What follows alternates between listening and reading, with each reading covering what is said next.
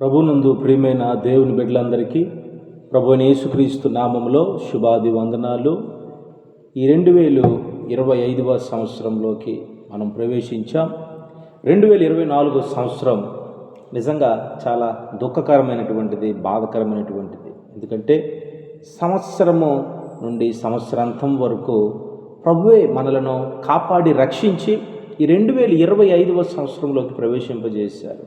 నిజంగా లేఖనాలు 39వ కీర్తన 4వ చరణంలో, యెహోవా నా అంతము ఎట్లుండున్నది, నా దినముల ప్రమాణము ఎంతైనది నాకు తెలుపుము, నా ఆయువు ఎంత అల్పమైనదో నేను తెలుసుకొనగోరుచున్నాను. నా దినముల పరిమాణము నీవు బెత్తుడంతగా చేసి ఉన్నావు, నీ సన్నిధిని నా ఆయుష్కాలము లేనట్టే ఉన్నది. ఎంత స్థిరుడైనను ప్రతివాడును కేవలము వట్టి ఊపిరి వలె ఉన్నాడు. చూడండి ప్రియ దేవుని బిడ్డలారా, దేవుని యొక్క సన్నిధిలో మన జీవితము బెత్తుడెంతగా ఉన్నది అని మనం తెలుసుకోవాలి. భక్తుడైన దావీదు రోజుకి 3 సార్లు ప్రార్థన, 7 సార్లు ప్రైజ్ అండ్ వర్షిప్, ఆరాధన చేసేవాడు. అటువంటి గొప్ప దైవజనుడు ఆయన ఎంతగా అంటున్నాడంటే, నా అంతము ఎట్లుండున్నది. మన జీవితంలో కనీసం ప్రేయర్ చెయ్యం, కనీసం వర్షిప్ చెయ్యం, కనీసం మనం ఫాస్టింగ్ చెయ్యం, కానీ మన జీవితాల్లో మన అంతము గూర్చి మనము సంతోషిస్తూ ఉంటాం. ఇక్కడ భక్తుడు అంతమును గూర్చి భయపడుతూ ఉన్నాడు. The great king David was a fearing about his end life, about his my friend is a future. మన జీవితంలో మన ఫ్యూచర్, మన యొక్క ముగింపు మనం భయపడాలి.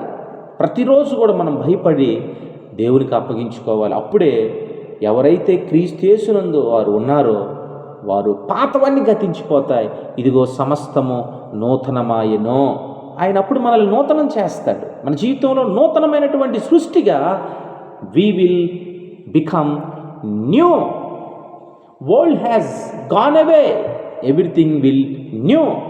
మన జీవితంలో ఇంకంటాడు దేవుని బిడ్డలారా, సామెతలు, ప్రొవర్బ్స్ చాప్టర్ 14 verse 12, 14వ అధ్యాయం 12వ వచనం సామెతలు, ఒకని ఎదుట సరైనదిగా కనబడు మార్గము కలదు, అయితే తొదక అది మరణమునకు త్రోవ తీయును. మరణమునకు త్రోవ తీస్తూ ఉంది. మన ముందు ఉన్నటువంటిది ఈ మార్గము ఉంది. తుదకు మనము ఇది నిత్యత్వానికి వెళ్తూ ఉన్నదా, నిత్య నాశనానికి వెళ్తూ ఉన్నదా అని మనము మన అంతాన్ని, మనము లోకములో ఉంటున్న మన జీవితాలు యేసు లేకుండా మనము ఈ 2025ని ఆనందించలేము. యేసును మనము కలిగి ఉందాం, యేసుతో మనము సంతోషిద్దాం. అప్పుడే అంటాడు 119వ కీర్తన 33వ వచనములో, Psalm 119 verse 33, యెహోవా నీ కట్టడలను అనుసరించుటకు నాకు నేర్పుము, అప్పుడు నేను కడమట్టుకు వాటిని గైకొందును. కడమట్టుకు, end, from beginning to end we will escape from problems, from destroy things.